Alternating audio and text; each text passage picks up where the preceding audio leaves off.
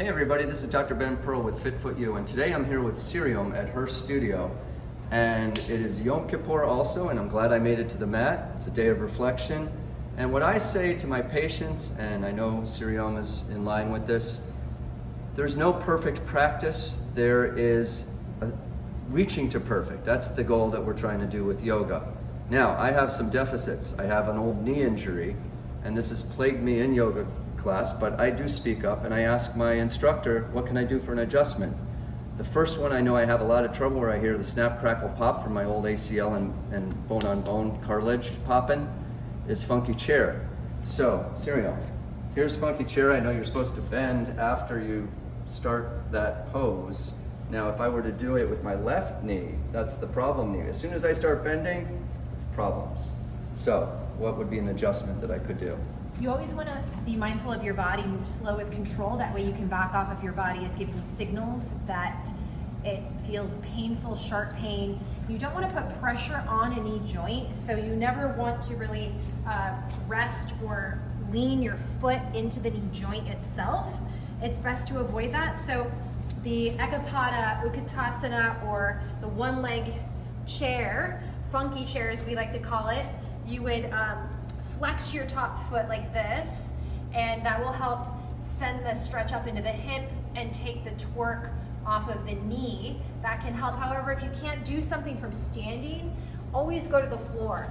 And sometimes you can really get more benefit by starting at the floor or adjusting to go to the floor. So you could always go to the floor and just stack your foot over the knee like this. Remember, we're not going to put pressure on the knee itself, but we're just over the knee, and flexing the foot can help. And you can just adjust right here, maybe lean forward into it to get more of a stretch, lean back. Even you can lie all the way down on your back and just start like this. This is a good starting point. Maybe reach through, and for a deeper stretch, draw that bottom leg in. So again, we don't want to really put pressure on the knee, and anytime you need to, you can adjust from a standing posture, take it to the floor, and sometimes get more benefit from it. I know a lot of times you like to close with hero pose, so I'm going to show you what happens. As soon as I start get to about here, well, number one, my back is not very flexible. Number two, as soon as I start coming back, Siri Om, if my knee had sprockets, I would feel like that left knee, the sprockets were going, you know, right out of my knee, and a lot of sharp pain. I know it's that again, that pressure in a quasi-sore joint that's too much. So how do I modify that? We want to back off and adjust and grab what you can, something that can go behind the knee, like a towel. You can roll up a washcloth or a towel, a shirt, get creative, and we can roll it up and just put it right behind the joint, and that can help support the joint. So you can do this behind the knee.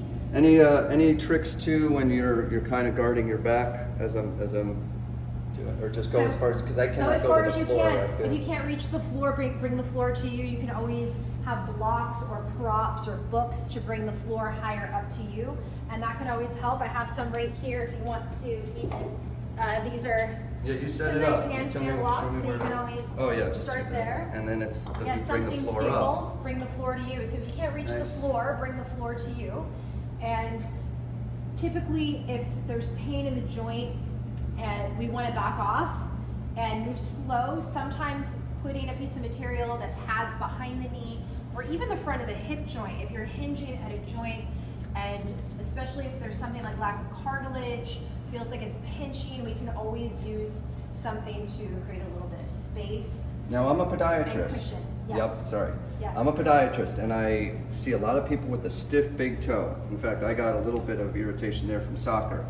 So I have some patients tell me, again, they're trying to get to perfect, and I say, well, did you ask your instructor for adjustments? If I can't get up on that big toe in some of the toe pointing phases, what are some adjustments for some of the common poses that we do to off-weight that toe?